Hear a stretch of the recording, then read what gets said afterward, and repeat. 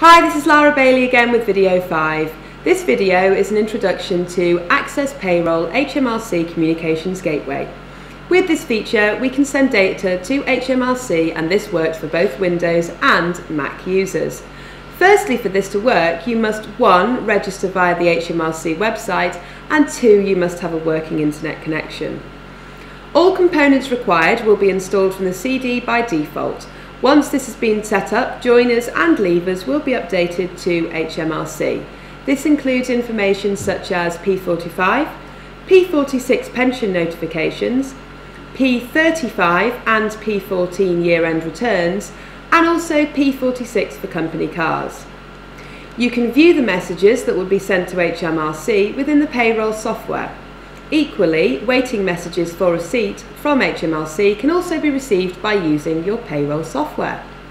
A feature has been added to save time and load on the HMRC gateway that enables you to check for outstanding messages and validate them rather than waiting for an immediate response. Now we're going to look at setting everything up in system control. Once you've received your username and password by web registering on their website, you need to navigate to System Control, Company Details, and click on the Media tab.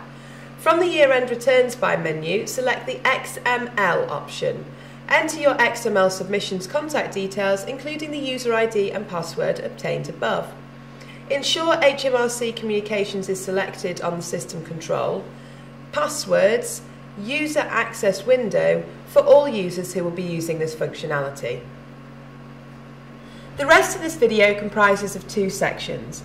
Firstly, receiving messages from HMRC and then processing them. Then, secondly, sending messages to HMRC. Other requirements to use the gateway are Internet Explorer version 6 or later. This is an old version and we've had version 7 since 2006, so you should have a later version. Also, the additional payroll software component should be installed automatically, and this can be verified by the presence of 2 folders in the payroll installation directory called Payroll Post and Payroll Messages. Here you can see the 2 folders that I was just referring to. The presence means that the additional software components to talk to the HMRC gateway have indeed been installed. Now we're going to talk about receiving messages from HMRC. Within the payroll software, if you navigate to the Records section and then to HMRC Communications, this is where you can see the different sections we have already mentioned: Send, Receive and Check Outstanding. We're going to go into the Receive Messages section. You can now see on the expanded menu the different forms that can be received by the software: P6 and P9 tax coding notices and student loan start and stop notices. Additionally, annual reminders and notifications can also be received. The final item on this menu is the Start Message Viewer. We will come back to this option when we look at processing messages. The HMRC Gateway uses something called the Data Provisioning Service to publish notices for individual employees. These notices sit on a server and we have to download them from this server. The DPS Viewer application allows you to retrieve these messages. There are 3 options: New Items, fairly self-explanatory, Items since a certain date, and Items from a numerical reference onwards. You are also able to do a retrieve count to check how many messages there are on the server. The HMRC Gateway is not without issue, and sometimes you may receive an error when using the DPS Viewer about your credentials being rejected. Just click OK, it is nothing to worry about, and click Retrieve again. This is a problem with HMRC's server and will eventually clear if you continue to send retrieve requests. Once you've retrieved the messages, you will be presented with summary information. You can then view a message in detail or simply save all messages. The act of saving them places them in the Downloads folder inside the Payroll Messages folder.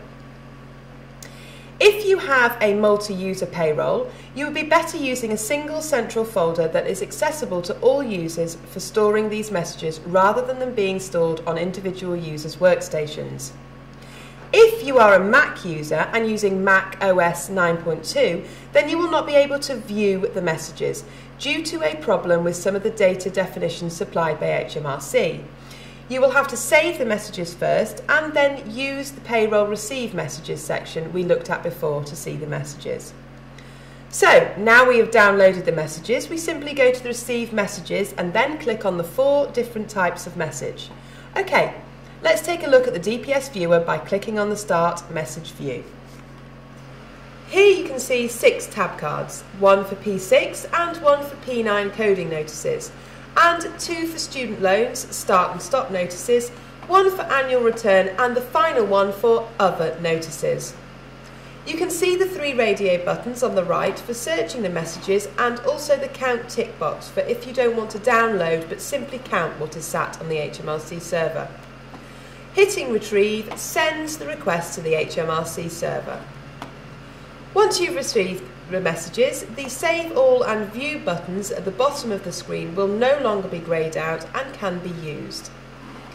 In order to process messages once we have downloaded them and saved them, within the payroll software we simply click on the 4 form types to import them from the Downloads folder into the payroll software. You may be asked to browse for your Downloads folder. Simply navigate to where you are storing your messages in a multi-user environment or select the default Downloads folder. The tax district and reference in the payroll data file will determine which messages the payroll software will accept. If you are running multiple data files and tax references, the messages in the Downloads folder will only import for the correct data file for the tax district and information to which they relate. If you receive a warning message and you are only running a single data file, then you should check that the tax reference and district entered in your payroll data file is correct in system control and company details.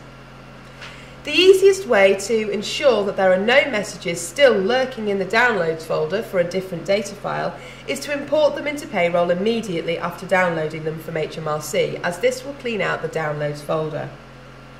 Now, once you've downloaded a notice and it has been matched with its tax reference to the payroll data file, then the HMRC Communications window will be opened. I'm unable to show you this as with a demo data file I don't have any real employees or notices that I can grab live from the HMRC gateway. However, this window will allow you to see the messages. Red ones cannot be updated as they have either not passed validation or they do not require an update, or the employee in question has become a leaver. So you select the notices to update, take a backup of your software. Do you need another warning? I think not. Update the records and the messages are moved into the archived folder in the download folder.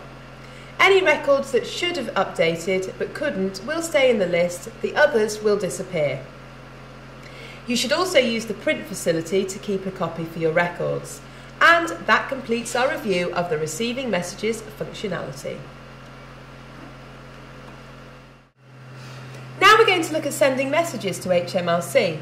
We go to Records, HMRC Communications, Send Messages, and we can see a sub-menu listing In-Year Movements and P46 Car. In-year will pick up P45 leavers and joiners, as well as P46 joiners and pensions.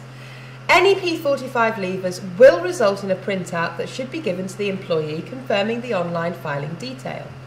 This should be done in black and white and on A4 paper.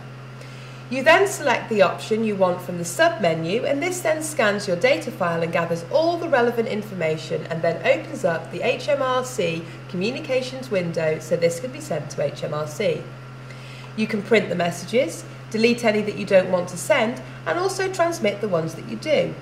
Any that you transmit will be created and stored in the payroll post folders within your Access installation directory. Needless to say, you don't get off without another warning. Backups. Always a good idea and far better than something going wrong and then having to go back to an old backup and doing all of your work again. Best to take a backup when using the HMRC gateway. It really is the smart choice. And that completes our look at sending messages to HMRC and brings us to the end of video 5, looking at the HMRC Communications Gateway and indeed the end of our series of short videos to help you through the payroll year-end and upgrade process. I hope you found these videos useful and helpful.